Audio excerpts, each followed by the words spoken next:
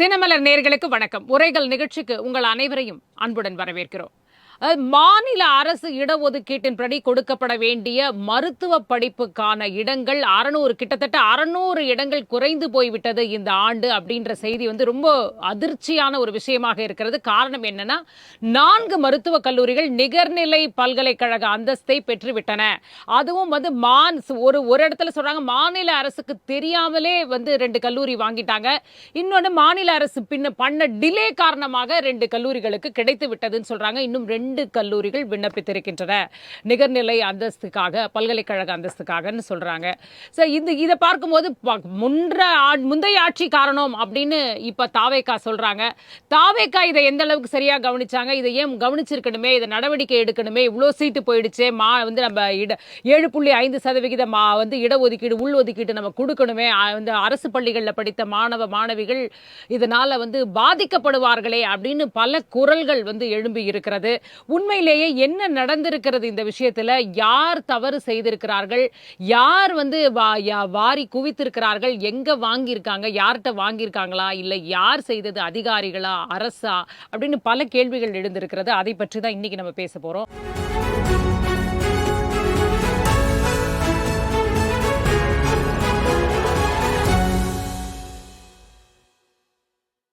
நம்மோடு இணையம் வழியாக 2 கருத்துரையாளர்கள் இணைந்திருக்கிறாங்க. முதலாவதாக மூத்த பத்திரிகையாளர் திரு சிவா பரமேஸ்வரன் அவர்கள் நம்மோடு இணைஞ்சிருக்காங்க. வணக்கம் சார். வணக்கம். மற்றும் டாக்டர் சாந்தி அவர்கள் நம்மோடு இணைஞ்சிருக்காங்க. வணக்கம் மேம். வணக்கம். டாக்டர், நீங்க தான் சொல்லணும், என்ன நடந்திருக்கிறதா பார்க்கறீங்க? எதனால் இப்ப நம்ம 600 அப்படின்னு இப்போ மாணவர்கள் சேர வேண்டிய இந்த நேரத்துல ஏற்கனவே தேர்வு ஒரு வழியா நீட்டு முடிஞ்சு ரிசல்ட்டை எதிர்பார்த்துட்டு இருக்காங்க. இந்த நேரத்துல நமக்கு இப்படி ஒரு விஷயம் வெளியில வருது. எங்க தவறு நிகழ்ந்திருக்கிறதா பார்க்கறீங்க? இந்த சிஸ்டத்துல இருக்கிற பிரச்சனை, ஏற்கனவே மெடிக்கல் கவுன்சில் ஆஃப் இந்தியா அப்படின்னு ஒண்ணு இருந்தது. அதுல ஊழல் இருக்கிறது. அதனால அதை முறையை மூட்டி கட்டிட்டு இழுத்து மூடிட்டு ஊழலே இல்லாத மாதிரியான ஒரு அமைப்பு கொண்டு வரணும் அப்படின்னு சொல்லி நேஷனல் மெடிக்கல் கமிஷன் அப்படின்னு ஒன்று கொண்டு வந்தாங்க. ஆனா ஊழல் என்ற காரணத்துக்காக மெடிக்கல் கவுன்சில் ஆஃப் இந்தியாவை மூடிட்டு புதிதாக கொண்டு வந்த ஒரு அமைப்புல எந்த விதமான மாநில உரிமையும் கிடையாது. ஏற்கனவே மெடிக்கல் கவுன்சில் ஆஃப் இந்தியால ஒரு 125 மெம்பர்ஸ் இருப்பாங்க, டாக்டர்ஸ் இருப்பாங்க. அவங்க எல்லாமே தேர்வு செய்யப்பட்ட எலெக்ஷன் மூலமா வருவாங்க. அப்ப எல்லா மாநிலத்துடைய கருத்துக்களும் அங்க இடம்பெறும். அங்கே ஓட்டிங் சிஸ்டம்லாம் இருந்தது. இப்ப என்எம்சில 25 பேர் தான். தமிழ்நாடு மாதிரி மிகப்பெரிய மாநிலங்களுக்கு கூட அங்கே எந்த விதமான உரிமையும் கிடையாது. அப்புறம் வாக்களிக்கிற உரிமையும் கிடையாது. ஒரு ரொட்டேஷன்ல நமக்கு ஒரு வாய்ப்பு கிடைக்கும். அதுல சொல்லக்கூடிய கருத்துக்கள் இட்ஸ் ஒரு அட்வைசரி நேச்சர் தான். அவங்க எடுத்துக்கிட்டா எடுத்துக்கலாம், எடுத்துக்காம எல்லாமே இருக்கலாம். இது ஒண்ணு. ஒட்டுமொத்தமாக ஒன்றிய அரசு பல விதமாக மாநில அரசின் உரிமையை பல்வேறு பெயர்களில் பிடுங்கி கொண்டு வருகிறதுன்னு தான் பார்க்கணும். அது நேஷனல் எஜுகேஷன் பாலிசியா இருந்தாலும் சரி, இந்த மாதிரி என்எம்சி முறைகளாக இருந்தாலும் சரி. ஸோ இப்போ தமிழ்நாட்டில் பார்த்தீங்கன்னா கிட்டத்தட்ட 37 40 பிரைவேட் மெடிக்கல் காலேஜஸ் இருக்கின்றன. ஒரு 13-14 டீம்டு யூனிவர்சிட்டிஸ் இருக்கின்றன. இதுக்கெல்லாம் ஏற்கனவே ரூல்ஸ் இருக்கிறது. ஒரு தனியார் மருத்துவக் கல்லூரி இருக்குன்னா ஆரம்பிக்கிறாங்கன்னா அதுக்கு என்ஓசி, நோ அப்ஜெக்ஷன், எசென்ஷியாலிட்டி சர்டிபிகேட் போன்ற சர்டிபிகேட் எல்லாம் அங்கே இருக்கிற மெடிக்கல் யூனிவர்சிட்டியில வாங்கணும் அப்படின்னு ரூல் இருக்கு. அதுக்கு இது ஒரு ரூல். இன்னொன்னு இப்ப புதுசா வந்திருக்க பிரச்சனை இதெல்லாம் கேட்கும்போதுதான் நமக்கு இன்னும் நிறைய விஷயங்கள் தெரியுது. சில பிரைவேட் யூனிவர்சிட்டிஸ் ஸ்டேட் யூனிவர்சிட்டிஸ், ஸ்டேட்ல இருக்கின்ற தனியார் பல்கலைக்கழகங்கள் டைரக்டா ஸ்டேட் கவர்மெண்டோட நாலேஜே இல்லாம, ஸ்டார்ட் கவர்மெண்டோட எந்த விதமான அப்ரூவலும் வாங்காம டைரக்டா யூஜிசில வாங்கிக்கலாம்ன்ற அடிப்படையில அவங்க வாங்கியிருக்காங்க. இப்ப இந்த பிரைவேட் மெடிக்கல் காலேஜஸ் எல்லாமே ஒரு 3 years ரன் ஆனதுக்கு அப்புறம் அவங்க டீம்டா மாறுவதற்கான வாய்ப்பும் இருக்கின்றது. அதுக்கு சில ரூல்ஸ்லாம் இருக்கு. அந்த ரூல்ஸ் எல்லாம் மாறிட்டே இருக்கு. டெக்னிக்கலி ஸ்பீக்கிங் என்ன சொல்ல வரேன்னா, 37 40 பிரைவேட் மெடிக்கல் காலேஜஸ் இருக்கு. ஏற்கனவே 13 டீம்டு யூனிவர்சிட்டிஸ் தமிழ்நாட்டில் இருக்கு. இப்ப இருக்கின்ற ரூல்ஸ், அவங்க ரூல்ஸ்ல பண்ற மைல்டு சேஞ்சஸ், விதிமுறைகள் இருக்கணும் எல்லாமே தனியாருக்கு ஆதரவாக இருக்கின்றது. ஸோ இந்த கவர்மெண்ட் அந்த கவர்மெண்ட் அப்படின்னு பாக்கிறதுக்குலாம் பெரும்பாலான தமிழ்நாட்டில் மட்டுமல்ல இந்தியா முழுமைக்கும் இருக்கின்ற தனியார் மருத்துவக் கல்லூரிகளும் நிகர்நிலை மருத்துவக் கல்லூரிகளும் அரசியல்வாதிகளால், ஏதோ ஒரு கட்சி ஆனா அரசியல்வாதிகளால் தான் பெரும்பாலும் இருக்கின்றன என்பது அதுக்கே ஒரு ஸ்டாட்டிஸ்டிக்ஸ் சொல்லியிருக்காங்க. ஸோ அந்த வகையில் இருக்கும் பொழுது மிகப்பெரிய அரசியல் விளையாடுகிறது. இதுல இடம் போகுது அப்படிங்கிறது ஒண்ணு, இடஒதுக்கீடு போகுது அப்படிங்கிறது ஒண்ணு. மிக முக்கியமாக ஃபீஸ். இப்ப கவர்மெண்ட் கோட்டாக்கு வந்ததுன்னா ஃபீஸ் கவர்மெண்ட் பிக்ஸ் பண்ற ஃபீஸா இருக்கும். அது அவங்க கிட்ட போகும்போது அவங்க சொல்றதுதான் ஃபீஸ். இப்ப தமிழ்நாட்டுல 50% இடங்கள் இப்ப பிரைவேட் மெடிக்கல் காலேஜஸ் இருக்குன்னா அந்த இடத்துல இருக்கிற 50% இடங்கள் கவர்மெண்ட்டுக்கு கொடுக்குறாங்க. அது வந்து கவர்மெண்ட் கோட்டா இன் பிரைவேட் காலேஜஸ்ன்னு சொல்லுவாங்க. ஸோ அதுக்கான அந்த இடத்து வந்து நம்ம கிட்ட வந்துரும். அந்த சீட்ல இடஒதுக்கீடு தமிழக அரசாங்கம் கொடுப்பாங்க. அதுக்கான ஃபீஸ் வந்து ஃபீஸ் ஃபிக்சேஷன் கமிட்டி மூலமா ஃபீஸ் ஃபிக்ஸ் பண்றாங்க. ஸோ இந்த இடத்துல வந்து இடமும் கிடைக்கிறது, இடஒதுக்கீடும் இருக்கின்றது, அதுக்கான கட்டண நிர்ணயமும் இருக்கின்றது. இப்பொழுது இது எல்லாமே கைமீறி போகிறது அப்படிங்கிறது ஒண்ணு. இது இல்லாம ஸ்பெஷலா வந்து 7.5 பள்ளி மாணவர்களுக்கான அரசு பள்ளி மாணவர்களுக்கான இடஒதுக்கீடு பாதிக்கப்படுகிறது. ஸோ இதற்கான தீர்வு என்ன அப்படின்னு சொல்லி பார்த்தோம்னா, இது மட்டுமல்ல, பல்வேறு வகையாக கல்வியில் மாநில உரிமை தொடர்ந்து பறிக்கப்படுகிறது. நான் வரேன், தீர்வு என்னன்றதை நான் நெக்ஸ்ட் பாயிண்ட்ல வரேன்.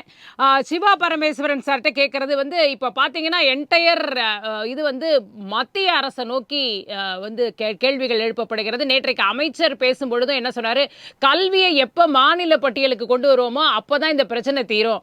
ஒரு கல்லூரியை ஆரம்பிக்கும் போது பர்மிஷன் வாங்குறதுக்கு மட்டும் மாநில அரசு கிட்ட கேட்குறாங்க. அதுக்கப்புறம் பார்த்தாக்கா எதுவுமே மாநில அரசின் கண்ட்ரோல்லையே அந்த விஷயங்கள் இல்லை அப்படின்னு வந்து சொல்றாரு. மாநில உரிமைகளும் இந்த இடத்துல வந்து ப்ளே பண்ணுதுன்றத பார்க்கிறோம். அப்போ எங்க பிரச்சனையோ அதை விட்டுட்டு நம்ம வந்து இங்க அதிகாரிகள் வந்து இவங்க விட்டுட்டாங்க, 60 நாள் ஆயிடுச்சு அப்படிங்கிறதெல்லாம் சும்மா சொல்ற ஒரு விஷயமா தானே. அப்போ மெயின் ப்ராப்ளம் சென்ட்ரல் கவர்மெண்ட் கிட்ட தான் இருக்கு. அது அவங்க வந்து டீசென்ட்ரலைஸ் பண்ண வேண்டிய அவசியம் வந்திருக்கு அப்படின்னு தானே பார்க்கணும். இதுல என்ன பிரச்சனை எங்க வருதுன்னா, கொஞ்ச நாளைக்கு இல்ல, சில தசாப்தங்கள், சில டிகேட்ஸ் முன்னால வரைக்கும் எஜுகேஷன் கல்வி வந்து மாநில பட்டியல்ல தான் இருந்தது.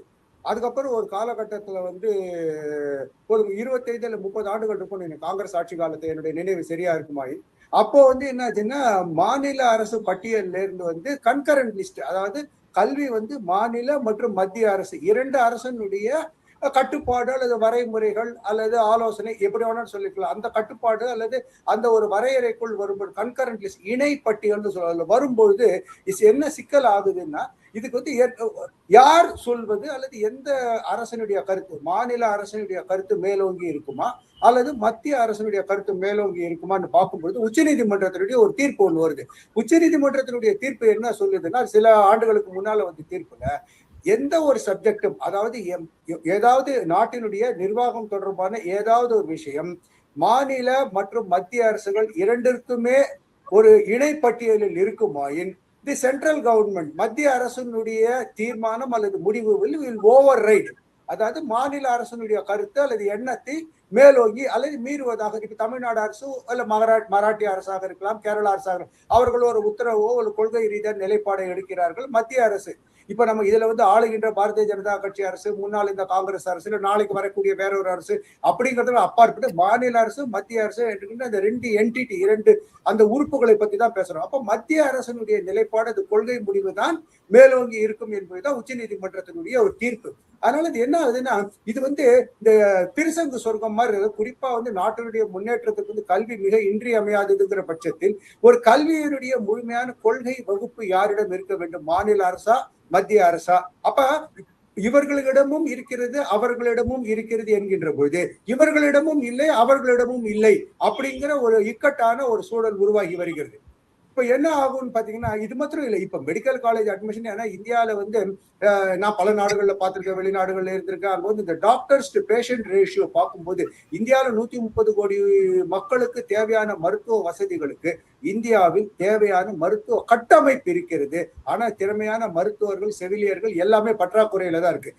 அரசு மருத்துவக் கல்லூரிகள்ல மிகச்சிறந்த கட்டுமான வசதிகள், அதாவது கட்டமைப்பு வசதிகள், இன்ஃப்ராஸ்ட்ரக்சர் இருக்கிறது. அரசு கல்லூரியில் வரக்கூடிய மருத்துவர்கள் ஆகச்சிறந்த கல்வி மற்றும் தகமைகளோட வராங்க. ஆனால் அந்த படித்து முடித்துவிட்டு வந்த பிறகு அந்த அரசு மருத்துவ கல்லூரிகள், இந்த அரச கட்டமைப்பு எதுவாக வேண்டுமானாலும் இருக்கலாம். அது நீங்க எங்கேயுமே பாத்தீங்கன்னா, தனியாரிடம் போனால் நன்றாக ஒரு சர்வீஸ் கிடைக்கும், ஒரு சேவை கிடைக்கும். மருத்துவம் மற்றும் எல்லா துறைகளுக்குமே இது பொருந்தக்கூடியதாக இருக்கிறது. இப்ப என்ன ஆகுதுன்னா, ரெண்டு பட்டியல், மாநில அரசு மத்திய அரசு என்ற இரண்டு பட்டியலுக்குள்ளும் இது வரும்பொழுது மத்திய அரசு எடுக்கக்கூடிய முடிவிற்கு மாநில அரசுகள், எந்த மாநில அரசாக இருந்தாலும் சரி, அவர்களுக்கு விருப்பம் இருக்கிறதோ இல்லையோ அதற்கு கட்டுப்பட்டுனா அண்டர் கண்ட்ரோல்ல சொல்ல முடியாது, ஏற்று நடக்க வேண்டிய ஒரு சூழலுக்கு தான் ஆளாக வேண்டி இருக்கிறார்கள். இதைதான் சொல்றது என்னன்னா, ஒரு கிட்டத்தட்ட வந்து ஒரு பாலிசி பேராலிசிஸ் மாதிரி ஆயிடுச்சு. இப்ப மத்திய அரசுக்கு என்ன ஒரு நெருக்கடினா, நான் இது 2-3 நாளைக்கு முன்னால சில ஆட்கள் கிட்ட மிக உயர்ந்த நிலைமையில டெல்லியில பல்வேறு விஷயங்கள் பேசும்போது அவங்க என்ன சொல்றாங்க, நாம ஒரு கொள்கை ரீதியான முடிவை எடுக்கும் பொழுது பல மாநிலங்களுடைய கருத்துக்களை பெற்றுக்கொண்டு அதற்கு நாடு தழுவிய ரீதியில் எது ஆகச் சிறந்ததாக இருக்குமோ அதைத்தான் எடுக்க வேண்டிய ஒரு சூழலுக்கு நாங்கள் தள்ளப்படுகிறோம் அல்லது இருக்கிறோம். எனவே அது ஒரு மாநிலத்திற்கு சற்று ஆறுதலாக இருக்கலாம், அது இன்னொரு மாநிலத்துக்கு மிகவும் பாதகமாக இருக்கலாம். அப்படித்தான் இந்த நிலைமையே வந்திருக்கிறது. இந்த டீம்டு யூனிவர்சிட்டி என்பது டாக்டர் அவர்கள் சொன்ன மாதிரி எந்த மாநிலமாக இருந்தாலும் எந்த கல்லூரியாக இருந்தாலும் எல்லா அரசியல் கட்சிகளை சேர்ந்த அரசியல்வாதிகளும் தலைவர்களும் இதை கல்வியை, குறிப்பாக மருத்துவ கல்வியை ஒரு சேவை என்பதையும் மீறி ஒரு மணி மேக்கிங் மிஷினரி, அதாவது பணம் ஈட்டுவதற்கான ஒரு முதலீடாக, ஒரு தொழிலாக பார்ப்பதுதான் மிகப்பெரிய சிக்கல். அப்ப என்ன ஆகுதுன்னா, இப்ப அவங்க டாக்டர் சொன்ன மாதிரி முன்ன மெடிக்கல் கவுன்சில் ஆஃப் இந்தியாவில கன்சல்டேஷன், ஆய்வு குழு, கலந்தாய்வு, ஆலோசனை கேட்பதெல்லாம் இருந்தது. இப்ப என்ன, நேஷனல் மெடிக்கல் கமிஷன், தேசிய மருத்துவ ஆணையம்னு வந்த பிறகு அப்ப அதுல இருக்கக்கூடியவர்கள் எல்லா அரசியல் கட்சிகளும் இன்ஃபுளுயன்ஸ் பண்றாங்க. அவர்கள் ஆளுமை செலுத்தும் போது அரசாங்கம் ஒரு முடிவை எடுப்பது குறிப்பாக ஏழை மாணவர்கள், கிராமப்புற மாணவர்கள், அப்புறம் பல தமிழ்நாடு மாதிரி ஒரு முன்னேறிய முற்போக்கான மாநிலத்தில் அரசு பள்ளி மாணவர்களுக்கு கிடைக்கக்கூடிய அந்த சலுகைகள் போன்றவை எல்லாம் மிக கடுமையாக பாதிக்கப்படுகிறது. இப்ப 600 மருத்துவ இடங்கள் போய்விட்டது. 600 மருத்துவ இடங்கள்ங்கிறது ஒரு மிகப்பெரிய நம்பர் தமிழ்நாட்டுல. அதுவும் இப்ப நீட், நீங்க சொன்னாம நீட் எக்ஸாம் முடிஞ்சிட்டு ரிசல்ட் இன்னும் 1 வாரம் 10 நாள்ல வரும்போது இது விட்டு மிகவும் நேரடியாக பாதிக்கும். அப்ப உடனடியாக என்ன செய்ய முடியும்னா, இருக்கக்கூடிய ஒரு அட்ஹாக் மெஷருக்கு உச்ச நீதிமன்றம் ஒரு தற்காலிக ரைட் வரேன், நான் அட்ஹாக் மெஷருக்கு வரேன் சார், வரேன். நான் மேடம் டாக்டர்கிட்ட கேட்க வேண்டிய விஷயம் என்னவா இருக்குன்னா, இது ஒன்று மாநில அரசோடைய நாலேஜ் இல்லாமலே வாங்கிடுறாங்கன்றது ஒன்று. இதற்கு முன்னாடி நடந்தது 2 கல்லூரிகளுக்கு அமைச்சர் சொல்றாரு, என்ஓசி கொடுக்கறத தாமதப்படுத்தினாங்க. ஒரு 60 நாள் கழிச்சு, 60 நாளைக்குள்ள கொடுக்க வேண்டியதை 60 நாள் கழிச்சு கொடுத்து அதுக்கப்புறம் அது திரும்ப வாங்கி, அந்த கன்ஃபியூஷன்ஸ் எல்லாம் அவர் சொல்றாரு. இப்போ அது எங்க வழக்கமா நடக்குமா? அது ப்ரொசீஜருக்குள்ளேயே அந்த டிலேஸ் இருக்கு. அவர் ப்ரொசீஜரல் லூப் ஹோல்ஸ்குள்ள விளையாடி இருக்காங்கன்ற ஒரு விஷயத்தை முன்வைக்கிறார். அப்ப அங்க என்ன ஹோல்ஸ் இருந்தது? ப்ரொசீஜர் லூப் ஹோல் இருக்கு. அதே அமைச்சர் இன்னொரு விஷயமும் சொன்னார், இது ஒரு பேருக்கு ஒரு மியர் ஃபார்மாலிட்டி தான், நீங்க நாங்க அப்படிங்கிற மாதிரியான ஹைகோர்ட்டே சொன்ன மாதிரியான கருத்துக்களை சொல்றாங்க. அதனாலதான் சொல்றோம், எங்களை பொறுத்த வரைக்கும் சமூக சமத்துவத்திற்கான டாக்டர் சங்க சார்பா பாலிசி பேரலிசிஸ் எல்லாம் இல்ல, wrong policy by the central government மாநில உரிமையை திட்டமிட்டு பறிக்கிறாங்க. மாநில, அதனாலதான் நான் சொன்னேன், ஊழல்னு சொல்லி நேஷனல் இது எம்சி அழிச்சிங்கன்னா அதோட பெட்டரான பாடி வரணும். அந்த ஊழலுக்காக சரி பண்ணணுமே ஒழிய இப்ப என்எம்சி ஃபுல்லாவே ஊழல் தான், பயங்கரமான பிரச்சனைகள் அப்படிங்கறது நிறைய கோர்ட்டு கேசஸ், அரெஸ்ட் எல்லாம் நடந்துச்சு. இப்ப அது ஓரமா வைக்கலாம். இப்ப இந்த விஷயத்துக்கு வரலாம். டு த பாயிண்டா நம்ம பேசும் பொழுது என்ன பிரச்சனை, மாநிலத்துல இருக்கிற கல்லூரிகள் இப்ப யூஜிசில இருக்கு, private medical college 50% of seats state government கோட்டாக்கு கொடுக்குதுன்னா ஒன்றிய அரசாங்கம் மிக எளிதாக யூஜிசில ஒரு சட்ட திருத்தம் கொண்டு அதே மாதிரி டீம்டு யூனிவர்சிட்டி சீட்ஸும் 50% ஸ்டேட் கவர்மெண்ட் கோட்டாக்கு கொடுக்கணும். ஒரு சின்ன அமெண்ட்மெண்ட் பண்ணாலே போதுமே. பாண்டிச்சேரி மாதிரி இடங்கள்ல இது ஏற்கனவே நடக்குது. ஆனா த்ரூ அவுட் த கண்ட்ரி நடக்கணும், அதற்கான சட்ட பாதுகாப்பு இருக்கணும். இந்த பிரச்சனை மிக எளிதாக தீர்க்க முடியும். அவங்க மேல இவங்க மேலன்னு சொல்லி எல்லாம் போடுறதை விட மாநிலங்கள் முக்கியம், மாநில மக்கள் முக்கியம், மாநில மக்களுடைய வரிப்பணம் முக்கியம். மாநில மக்கள்ல அந்த நோயாளிகளை வச்சுதான் பிரைவேட் மெடிக்கல் காலேஜா இருந்தாலும் சரி, டீம்டு யூனிவர்சிட்டி இருந்தாலும் சரி நடத்தப்படுகிறது என்பதெல்லாம் கருத்தில் கொண்டு, மாநில உரிமையை கருத்தில் கொண்டு, மக்களுடைய நலனை கருத்தில் கொண்டு, சமூக நீதி, இடஒதுக்கீடு எல்லாம் கருத்தில் கொண்டு பார்க்க வேண்டாம். மிக எளிதாக இப்படி டீம்டு யூனிவர்சிட்டியில இருக்கிற சீட்ஸ்ல 50% ஆஃப் சீட்ஸ் அந்தந்த கன்சர்ன் ஸ்டேட் கவர்மெண்ட் கோட்டாக்கு கொடுக்கணும். அடுத்த பாயிண்ட் தனியார் கல்லூரிகளிலும், அது மருத்துவ கல்லூரி மட்டுமல்ல அனைத்து கல்வி நிலையங்களிலும் இடஒதுக்கீட்டை பின்பற்ற வேண்டும். மிகவும் இது 3வது, இது 2வது பாயிண்ட். 3வது பாயிண்ட் மிக முக்கியமாக ஃபீஸை பிக்ஸ் பண்ணணும். இப்போ எல்லா இடங்களிலும் உள்ள ஃபீஸை பிக்ஸ் பண்றதுக்கான உரிமை ஒன்றிய அரசாங்கத்துக்கு இருக்கிறது. அதை பண்ணலாமே. இப்ப பாத்தீங்கன்னா என்எம்சில ஒரு நடைமுறை சொல்லியிருக்காங்க, private medical colleges fees fix பண்ணும்போது 100 சீட் ஒரு பிரைவேட் மெடிக்கல் காலேஜ் இருக்குன்னா 50% ஆன சீட்டுக்கு அவங்க எவ்வளோ வேணா ஃபீஸை வச்சுக்கலாம். ரிமைனிங் இருக்கிற 50% அந்த பிரைவேட் மெடிக்கல் காலேஜ் ஜியோகிராபிக்கலா எந்த மாநிலத்துல இருக்கோ அந்த மாநிலத்தோடைய கவர்மெண்ட் ஃபீஸ். அப்ப தமிழ்நாட்டுல இருக்கிற ஒரு 40 பிரைவேட் யூனிவர்சிட்டி மெடிக்கல் காலேஜஸ்ல தமிழ்நாட்டுல 13,000 ஃபீஸ். அப்ப 50%க்கு ஒரு பிரைவேட் மெடிக்கல் காலேஜ் எவ்வளவு வேணா ஃபீஸ் வச்சுட்டு ரிமைனிங் 50% சீட்டுக்கு தமிழ்நாட்டுடைய ஃபீஸ் கொடுப்பாங்க, 13,000 கொடுப்பாங்கன்னா ஏற்புடையதெல்லாம். உடனே அவங்க எல்லாம் கோர்ட்டுக்கு போயிட்டாங்க, அவங்களுடைய சங்கம் எல்லாம் போயிட்டாங்க. சோ அது பல டீகேட்ஸ் அந்த கேசஸ் நடக்கும். அப்ப டெக்னிக்கலி 100% ஆஃப் தி சீட்ஸுக்குமே எவ்வளவு வேணா வேணா ஃபீஸ் ஃபிக்ஸ் பண்ணலாம் என்ற அளவுக்கு ஒன்றிய அரசாங்கம் இருக்கிறது. கோர்ட்டு கேஸ் எல்லாம் பண்ணணும் அவசியமே இல்லை. நமக்கு எய்தாப்ல ஒரு இது இருக்குன்னா இது நடைமுறை சாத்தியமா லாஜிக்கலா நம்ம பண்ணணும். ஒரு ஃபீஸ் ஃபிக்சேஷன் கமிட்டி வச்சு பண்ணணும். அப்ப டீம்டு யூனிவர்சிட்டிஸ் இருக்கிற இடங்களுக்கான ஃபீஸை ஃபிக்ஸ் பண்ணணும்னு சொல்லிட்டு பல முறை நம்ம வந்து பேசி இருக்கின்றோம். சில இடங்கள்ல வழக்கம் தொடுத்திருக்கு. அதே மாதிரி பாண்டிச்சேரியில ஒரு டீம்டு யூனிவர்சிட்டியில ஒரு வழக்குல ஜெயிச்சு ஒரு ஃபீஸை ஃபிக்ஸ் பண்ணாங்க. பட் ஒரு பர்டிகுலர் காலேஜ் டீம்டு யூனிவர்சிட்டி மட்டும் கேஸ் போட்டு ஃபீஸ் ஃபிக்ஸ் பண்றதெல்லாம் ஏற்புடையதெல்லாம் அது மாதிரி பண்ண முடியாது. ஒன்றிய அரசாங்கம் அதை செய்யணும். அப்ப ஒன்றிய அரசாங்கம் இது எந்த விதமான நடைமுறையும் பண்ணல. மாறாக டெமோக்ராட்டிக் இன்ஸ்டிடியூஷன் மாதிரி சுப்ரீம் கோர்ட் மூலமாக மீண்டும் மீண்டும் மாநில உரிமையை வந்து பறிக்கிறது. மிக முக்கியமான நான் ஒரு கருத்தை சொல்றேன். இப்ப வந்து ரீசெண்டா 2025 ரீசெண்டா வந்து சுப்ரீம் கோர்ட்ல ஒரு ஜட்மெண்ட் வந்தது. அதன் அடிப்படையில இந்தியால வந்து யார் வேணா எங்க வேணா தொழில் பண்ணலாம். அப்ப அதே மாதிரி இந்தியால யார் வேணா எங்க வேணா படிக்கலாம். அப்ப தமிழ்நாடு மெடிக்கல் காலேஜ், தமிழ்நாடு மக்களோட வரி பணம், அதுல வந்து மெடிக்கல் காலேஜ், அதுல வந்து சீட்டு. அப்ப தமிழ்நாடு மக்கள் தான் மாணவர்கள் தான் படிக்கணும் அப்படிலாம் சொல்லக்கூடாது.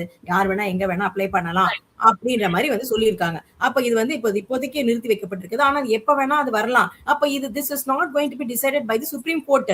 இது மக்களுக்கான ஆட்சி, மக்களோட முடிவு. இது பல இதரப்பட்ட மதம், மொழி, இனம் அந்த மாதிரி எல்லாம் இருக்கின்ற பல்வகை வேற்றுமை ஒற்றுமை காணுகின்ற நாடு.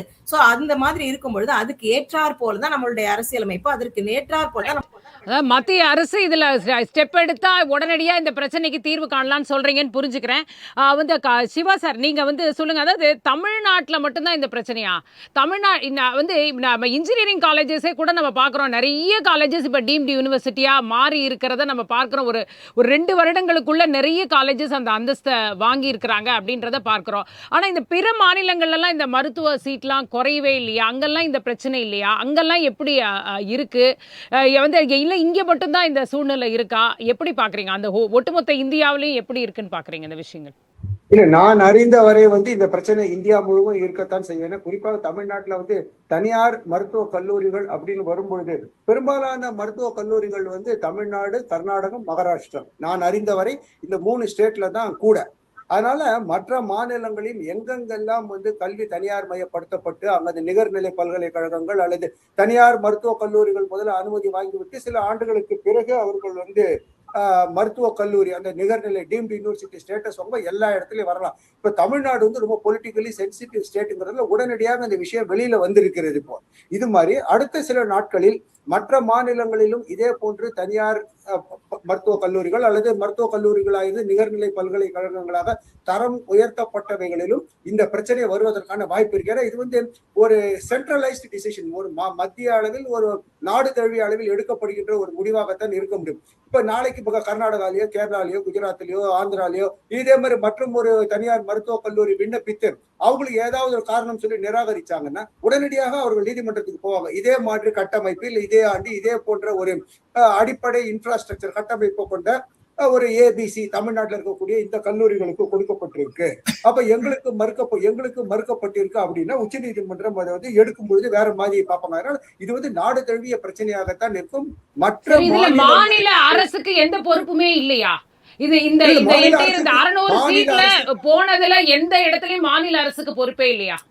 இல்ல, அதாவது மாநில அரசுக்கு பொறுப்பு இல்லைன்னு சொல்ல முடியாது. அதாவது மாநில அரசினிடம் மத்திய ஒரு 2 விஷயம் இருக்கு. ஒண்ணு, ஒரு தனியார் மருத்துவ கல்லூரி அல்லது பல்கலைக்கழகத்திற்கு அந்த டீம்டு யூனிவர்சிட்டி நிகர்நிலை பல்கலைக்கழகத்திற்கான அந்த தரம் உயர்த்தல் அந்த அனுமதி வழங்கப்படும் பொழுது பொதுவாக மாநில அரசினுடைய கருத்தை பெற வேண்டும் என்பதுதான் ஒரு கொள்கை நிலைப்பாடு. அதாவது 2 இருக்கு இதுல. வந்து ஒண்ணு வந்து இட் இஸ் அ கன்வென்ஷன், 2 வந்து லா. பொதுவாக ஒரு மரபு என்னன்னா ஒரு முடிவு எடுக்கப்படும் போது மாநில அரசுல கேட்டுட்டு தான் செய்வாங்க. அப்படித்தான் நான் அறிந்திருக்கிறேன் பல ஆண்டுகளாக. ஆனா பை லா வந்து கேட்டிருந்தாங்கன்னா கட்டாய மாநில அரசை கலந்து ஆலோசித்திருக்க வேண்டும். அப்படி செய்யவில்லை என்றால் அது வந்து சட்டத்தின் முன்பாக ஒரு தவறான ஒரு முடிவாகத்தான் பார்க்கப்படும். அதனால மத்திய அரசு கேட்டிருந்தாங்களா? அதாவது மத்தியினுடைய இந்த தேசிய மருத்துவ ஆணையம் வந்து தமிழ்நாடு அரசுக்கு, அது இப்பொழுது இருக்கிற அரசாங்கம் பார்க்கலாம், இதற்கு முந்தின அரசாங்கத்திடம் இப்படியான கல்லூரிகள் விண்ணப்பித்திருக்கின்றன, அவர்களுக்கு அந்த போதுமையான தகமைகள் இருக்கின்றன, உள்கட்டமைப்புகள் எல்லாம் இருக்கிறதா என்கின்ற அந்த கருத்தை கேட்டிருக்கிறார்களா என்பது தெரியாது. அப்படி கேட்காமல் இருந்தால் அதுவும் தவறு, அடிப்படையில் மிகப்பெரிய தவறு. அப்படி கேட்டு தற்பொழுது இருக்கிற அரசோ அல்லது முந்தைய இருக்கின்ற அரசோ அதுக்கு அனுமதி கொடுத்திருக்கிறார்கள் என்றால் அதுவும் தவறாகத்தான் பார்க்கப்படும் என்பதுதான். இல்ல, இப்ப இந்த என்ஓசி கொடுக்கிற விவகாரத்துல நிர்வாக தவறுகளே எதுவும் இல்லையா? இருந்திருக்கலாம், இல்லன்னு சொல்ல முடியாது. ஏன்னா வந்து எல்லாமே ஆட்சியாளர்கள் செய்வதை தான். இல்ல அப்ப அவங்களை யாருமே கொஸ்டின் பண்ண முடியாது. ஏன் 60 நாளைக்கு அப்புறம் நீங்க வந்து ஒருத்தருக்கு என்ஓசி குடுக்குறீங்க, குடுத்ததை ஏன் வித்ட்ரா பண்றீங்க? இப்படி இதுக்கு வந்து ஒரு என்கொயரி எதுவுமே இந்த இருக்காதா? இது வந்து நம்ம அப்படியே சென்ட்ரல் கவர்மெண்ட் அப்படின்னு இதை கொஞ்சம் அப்படியே அந்த சைடே மட்டும் போயிட்டு இருப்போமா? இங்க உள்ளுக்குள்ள நடக்கிற எந்த விஷயத்தையும் நம்ம சரியே செய்ய முடியாதா? இல்ல, இதுல வந்து ஸ்டேட் கவர்மெண்ட் சென்ட்ரல் கவர்மெண்ட் பிரிச்சு பாரபட்சமா பார்க்க கூடாது. ஏன்னா ஒரு நிர்வாகம் என்பது வரும்போது, இப்போ முதல்ல இந்திரா காந்தி அம்மா வந்து அவர்கள் பிரதமர் ஆகும்போது பார்லிமெண்ட்ல ஒரு ஸ்டேட்மெண்ட் சொன்னாங்க. அது வந்து இன்றளவுக்கும் உச்ச நீதிமன்றத்தில் கோடிட்டு காட்டக்கூடிய ஒரு ஸ்டேட்மெண்ட் 1977 சொன்னாங்க. அது என்னன்னா, மத்திய அரசு என்பதற்கு இந்த நாட்டில் ஒரு அங்குல நிலம் கூட கிடையாது. நாங்களால் ஒரு சின்ன விஷயத்தை கூட நிர்வகிக்க முடியாது. நாங்கள் ஒரு சூப்பர்வைசரி பாடி, ஒரு கண்காணிக்கக்கூடிய அல்லது ஒரு அமைப்பாகத்தான் நாங்கள் இருக்கிற மொழியை பெரும்பாலான முடிவுகள் வந்து மாநில அரசுகள் எடுத்து அதன் மூலம் இப்ப ஸ்டேட் சீஃப் செக்ரட்டரி ஒரு கடிதம் எழுதுறார், ஒரு கொள்கை விளக்க ஒரு குறிப்பை கொடுக்கிறார் என்றால் அதுதான் மத்திய அரசு அங்க இருக்கக்கூடிய. இப்ப சென்ட்ரல் செக்ரட்டரியா இருக்கிறவங்க யார்? ஸ்டேட்ல சீஃப் செக்ரட்டரியா அடிஷனல் செக்ரட்டரியா இருந்ததானே. தனியா சென்ட்ரல் செக்ரட்டரியல் சர்வீசஸ்ங்கிறது கிடையாது. குரூப் பி குரூப் சிக்கு தானே. இப்போ குரூப் ஏ பொறுத்தவரை எல்லா ஐஏஎஸ் ஐபிஎஸ் அதிகாரிகளும் இங்கிருந்து எல்லா மாநிலம் வரக்கூடிய கொள்கை முடிவு எடுப்பாங்க. அதுல முடிவெடுக்கக்கூடிய அதிகாரிகளுக்கு இதனால் மாநிலங்கள், தமிழ்நாடு மட்டும் நான் சொல்ல, டெல்லியில் இருக்கக்கூடிய முடிவெடுக்கக்கூடிய அதிகார நிலையில் இருப்பவர்களுக்கு மாநிலங்கள் எப்படி பாதிக்கப்படும் என்பதை முழுமையாக அறிந்திருப்பார்கள் என்பதுதான் உண்மை. இதுல டாக்டர் எதை சொல்றாங்க? இல்ல இதுக்குள்ள வந்து லஞ்சம் கொடுத்துட்டாங்க, இதுக்குள்ளேயும் ஒரு கரப்ஷன் விஷயம் இருக்குன்னு சில வந்து எதிர்கட்சிகள் விமர்சனம் பண்றாங்க. உண்மையாவே அப்படி இருக்கா? அந்த பாயிண்ட் ஆஃப் வியூ இதுக்குள்ள இருக்கா? கொள்கை விளக்கங்கள்ல வந்து இப்ப இந்தியாவில் மாதிரி ஒரு நாட்டுல வந்து லஞ்சம் என்பதெல்லாம் இப்ப பெரிதாக யாரும் பேச முடியாது. யாராக இருந்தாலும், எந்த கட்சியாக இருந்தாலும், எந்த ஆட்சியாக இருந்தாலும் லஞ்சம் என்பது ஒரு துரதிருஷ்டவசமாக அன்அபிஷியலி அக்செப்டட் அப்படிங்கிற லெவலுக்கு வந்துருச்சு. அதை தாண்டி இதுல வந்து ஒரு கொள்கை விளக்க நிலைப்பாடு, ஒரு பாலிசி டிசிஷன்ல குறைபாடு இருக்கிறது என்பதுதான் உண்மை. இல்ல இப்ப பல்கலைக்கழகங்கள் வாங்கினவங்க எல்லாம் கட்சிக்காரங்களா இருக்காங்க அப்படின்னு தான் நம்ம பார்க்கிறோம். அப்ப அவங்க எப்படி சட்டம் இயற்றி அவங்க எப்படி இதெல்லாம் சரி பண்ணுவாங்க அப்படின்னு நம்ம நம்ப முடியும்? அது ஒரு பிசினஸா தானே இன்னைக்கு. சட்டத்தை ஏற்றுபவர்களும் அவர்தான், சட்டத்தை மதித்து நடக்காமல் இருப்பவர்களும் அவர்கள் தான். டாக்டர் ஏதோ சொல்றாங்க, அவங்க கருத்துக்கு. சரி, நான் வந்து உங்க இறுதி கட்ட பார்வையை இதை எடுத்துக்கிறேன். டாக்டர், இது வந்து உடனடி இப்ப நீங்க சொன்ன தீர்வுகள்லாம் சரி, பட் இதெல்லாம் வந்து மத்திய அரசு கன்சிடர் பண்ண வேண்டிய ஒரு விஷயமாக இருக்கு. இது உடனடி தீர்வு அப்படின்னா இப்ப இந்த வருஷம் குறையாம நம்ம ஏதாவது பண்றதுக்கு ஏதாவது வழி இருக்கா? இல்ல அமைச்சர் சொல்ற மாதிரி நான் கோர்ட்டுக்கு தான் போவேன், கோர்ட்டுக்கு போனாக்கா இன்னும் கொஞ்சம் இது ஒரு லென்த்தியா இருக்கலாம், இல்ல வந்து படிப்புல சேர்க்கையே கூட ஒரு தடை வருவதற்கான வாய்ப்புகள் இருக்கலாம். அதெல்லாம் எப்படி பாக்குறீங்க? உடனடி தீர்வா நீங்க என்ன நினைக்கிறீங்க? உடனடி தீர்வு அப்படின்னா அது மாநிலத்துல தான் இருக்கணுமா? உடனடி தீர்வு ஒன்றிய அரசாங்கம் கூட செய்யலாம். மருத்துவ கல்வி தனியார் மயமாகவும் வியாபார மயமாகவும் செய்வதற்கான அனைத்து நடவடிக்கையும் ஒன்றிய அரசாங்கம் செய்து கொண்டிருக்கின்றது. எப்படின்னா சீட் வந்து எவ்வளவு வேணா இன்க்ரீஸ் பண்ணிக்கலாம். ஒரு பிரைவேட் மெடிக்கல் காலேஜ் ஒரு இன்ஸ்பெக்ஷன் கூட தேவையில்லை, அப்புறமா இன்ஸ்பெக்ஷன் பண்ணிக்கலாம். அப்போ ஒவ்வொரு ரூல்ஸ் சேஞ்சஸுமே are in favour of privatisation, private medical colleges. அதுதான் நாங்க சொல்றோம். இன்னொரு விஷயம், இப்ப இந்த 4 பிரச்சனை இருக்கு. ஏன் 60 டேஸ்க்குள்ள நீங்க வந்து கொடுக்கல, ஏன் அவங்க லேட் பண்ணாங்க? இதுல வந்து ப்ரொசீஜர் டிலே இருக்கலாம். சென்ற ஆட்சியில அந்த துறையில இருந்தவங்க வந்துட்டு தவறு செய்ததாக கூட வச்சுக்கலாம். அப்படி இருந்தா கூட அது அப்படி ஒருவேளை தவறு செய்தா அது கண்டிக்கத்தக்கது. ஆனா அந்த 4 மெடிக்கல் காலேஜோட முடிஞ்சிடணும். அப்ப இனிமே வந்து இருக்கிற நாங்க விஜிலண்டா இருக்கோம், இனிமே இது மாதிரிலாம் பண்ணவே முடியாதுன்னு சொல்ல முடியாது. ஏன்னா அங்கேதான் அந்த லூப் ஹோல் இருக்கு அப்படிங்கறத நம்ம சொல்றோம். ஆகவே ஏற்கனவே நடந்த இந்த குறிப்பிட்ட விஷயங்கள் 60 நாளுக்குள்ள ஏன் எஸ் ஆர் நோ எதையாவது அவங்க சொல்லி இருக்க வேண்டியது, why they have taken so much of time, இதெல்லாம் வந்து வன்மையாக கண்டிக்கத்தக்கது. ஏதோ ஒரு சின்ன சின்ன ரூல்ஸ் நமக்கு ஃபேவரபிளா மாநில அரசுக்கு இருந்திருந்தா, உரிமை இருந்ததுன்னா அதை நடைமுறைப்படுத்தி சரி செய்திருக்க வேண்டும். அது சென்ற ஆட்சியாக இருந்தாலும் சரி, எந்த ஆட்சியாக இருந்தாலும் செய்யணும். ஆனா அது அப்படி இல்ல. ஏனென்றா அப்படின்னா கூட அமைச்சர் கூட சொல்லியிருப்பார்ல, அந்த 4 தான் பிரச்சனை, அதுக்கு சென்ற ஆட்சி தான் பிரச்சனை, இனிமே வர இருக்கின்ற எந்த காலேஜஸுமே வந்து டீம்டு அப்ளை பண்ண முடியாது, அப்ளை பண்ணுச்சுன்னா நாங்க உடனே ஸ்டேட் கவர்மெண்ட் கண்ட்ரோல் எடுத்துருவோம் அப்படின்னா சொல்லியிருப்பார்ல. ஆனா அப்படி சொல்லல. ஏனென்றால் அங்கெங்கே லூப் ஹோல் இருக்கு. ஒன்றிய அரசாங்களுடைய ஒட்டுமொத்த கொள்கையுமே தனியார் மயமும் மருத்துவ கல்வி வியாபார மயமும் ஆகுவதற்கான வழிமுறையாக தான் இருக்கிறது. உடனடி தீர்வு என்பது மாநில அரசு தான் பண்ணணும் அவசியம் இல்ல. இப்ப நான் கூட சொன்னல, நீங்க வந்துட்டு டொமிசிலரி ரிசர்வேஷன் நீங்க வச்சுக்க முடியாது, எல்லா சீட்டும் எல்லாருக்கும் தான் அப்படின்னா சொல்லி சுப்ரீம் கோர்ட் சொன்னுச்சுன்னா உடனே வந்து central government can say it இல்லங்க, இது வந்து இது வந்து உங்களுடைய ரூல்ஸ்ல என்ன இருக்கு, ஒரு சட்டம் என்ன சொல்லுதுங்கிறது மட்டும் அதை இன்ஃபர் பண்றது மட்டும் தான் வந்து கோர்ட்டோட வேலையா இருக்குமே தவிர சட்டங்களை என்ன எப்படி போடுவது, அது மாநிலங்களுக்கும் மக்களுக்கும் ஏதுவாக இருக்க மாதிரி தான் நாங்க போடுவோம் அப்படிங்கிற மாதிரி எப்பப்ப தேவைப்படுதோ அப்பப்ப மைல்டு சேஞ்சஸ் சட்டத்துல செய்யணும், விதிகள் செய்யணும். அந்த மாற்றங்கள் மக்களுக்கு ஏற்றதாகவும் மக்களாட்சிக்கு ஏற்றதாகவும் மாநில உரிமைகளுக்கு ஏற்றதாகவும் இருக்க வேண்டும். அந்த மாதிரி இல்லைங்கிறது தான் வருத்தமான ஒரு விஷயம். இல்ல ஒரு விஷயம் இல்ல, இன்னொன்னு என்னன்னா, இப்ப உடனடி தீர்வு என்பது அவங்க மருத்துவர் சொன்னதற்கு அப்பாற்பட்டு ஏற்கனவே உச்சநீதிமன்றம் பல சந்தர்ப்பங்கள்ல உடனடியாக தலையிட்டு இருக்குதுல. 2 விஷயங்களா வந்து நீதிமன்றத்தை நாடி தீர்வு பெறக்கூடிய சாத்தியக்கூறுகள் இருக்கு என்று இப்ப நான் நம்மளோட இந்த உரையாடலுக்கு முன்னதாக சில மூத்த வழக்கறிஞர்கள் பேசிட்டு அவங்க கருத்துக்களை தான் நான் பிரதிபலிக்கிறேன். ஒண்ணு, உடனடியாக மாநில அரசு வந்து உச்சநீதிமன்றத்தில் ஒரு மேல்முறையீடு வழக்கு உடனடியாக ஒரு பப்ளிக் இன்ட்ரெஸ்ட் லிட்டிகேஷன் உடனடியாக தலையிட்டு இது மாநில அரசின் உரிமைகளை பாதிக்கும், அதனால இது ஒரு இறுதியான தீர்வு காணப்படுகின்ற வரை இந்த நிகர்நிலை பல்கலைக்கழக அந்தஸ்து கொடுத்ததை ஒரு இடைக்காலமாக நிறுத்தி வைக்க வேண்டும் என்று கேட்டால் உச்சநீதிமன்றம் அது ஆய்ந்து முடிவு செய்கின்ற வரை ஒரு டெம்பரரி ஸ்டே அல்லது இன்ஜங்ஷன் கொடுக்கலாம். பின்னர் வந்து மத்திய மாநில அரசுகள் எப்படி முடிவெடுக்கணும். இன்னொன்று என்னன்னா, பல சந்தர்ப்பங்கள்ல உச்சநீதிமன்றங்கள் தானாகவே தலையிட்டு, அதாவது தனி மாணவர்கள் விஷயத்திலும் சரி, தனியார் மருத்துவக் கல்லூரிகள் மூடப்பட்டு வேறு கல்லூரிகளுக்கு மாணவர்கள் மாற்றப்பட்ட விஷயத்திலேயும் அந்த ஒரு ஆண்டுக்கு மற்றும் கூடுதலாக இடங்களை சேர்ப்பதற்கான அனுமதியை உச்சநீதிமன்றம் அளித்திருக்கிறது. இப்ப உதாரணமாக தமிழ்நாட்டில் 600 மருத்துவ இடங்கள் போகும்னா அதுல கிட்டத்தட்ட 7.5 இடங்கள், கிட்டத்தட்ட பாத்தீங்கன்னா நீங்க 50-60 இடங்கள் வரைக்கும் கிராமப்புறங்கள்ல அரசு பள்ளிகள்ல வந்து மாணவர்களுக்கு போகும். அப்ப என்ன கேட்கலாம், உதாரணமா தமிழ்நாட்டில் இருக்கக்கூடிய எல்லா மாவட்டங்களும் மருத்துவக் சில அரசு மருத்துவக் கல்லூரிகளை இந்த ஆண்டு மற்றும் எங்களுக்கு ஒரு விதிவிலக்காக அந்த 600 இடங்களை நாங்கள் நிரப்பிக் கொள்வதற்கு ஒரு மருத்துவக் கல்லூரியிலும் ஒரு 20, 30, 50 என்கின்ற அந்த இன்ஃப்ராஸ்ட்ரக்சர் ஏற்ற அளவுக்கு ஒரு எக்ஸம்ஷனா ஒரு விதிவிலக்கா எங்களுக்கு கொடுங்க, டில் சச் டைம் இந்த பிரச்சனை தீர்கின்ற வரையும் கேட்டால் உச்ச நீதிமன்றம் அதை பரிசீலிக்கலாம் என்று மூத்த வழக்கறிஞர்கள் கருத்து வெளியிடுறாங்க. அது எப்படிங்கறத பார்க்கலாம். இந்த 462 + 35 7.5 இடங்களுக்கான சட்ட தீர்வு வந்துக்காக நிச்சயமாக மாநில அரசு வந்து வழக்கு தொடுப்ப சொல்லியிருக்கார்கள். அது உச்சநீதிமன்றம் அதுக்கு மனம் இறங்கினால் அதுக்கான கிடைப்பதற்கான வாய்ப்பு இருக்கு. அதற்காக நாம் போராடுவோம். இதுக்கான நிரந்தர சொல்யூஷன் பண்ணுவோம். ஐயா சொல்லும்போது ஒரு வார்த்தை சொன்னாங்க, அது ஏற்கனவே சொன்னாங்க.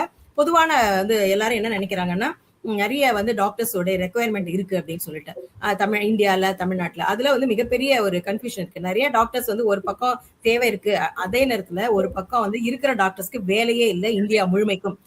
ஏன்னா 20 வருஷத்துக்கு முன்னாடி சென்ட்ரல் கவர்மெண்ட் ஜாப்ல 25 வருஷத்துக்கு முன்னாடி சென்ட்ரல் கவர்மெண்ட் ஜாப்ல நான் அப்ளை பண்ணிருந்தேன். அப்பயுமே ஒரு போஸ்ட்டுக்கு வந்துட்டு 1000 பேர் அப்ளை பண்ணுவாங்க சென்ட்ரல் கவர்மெண்ட்லயுமே.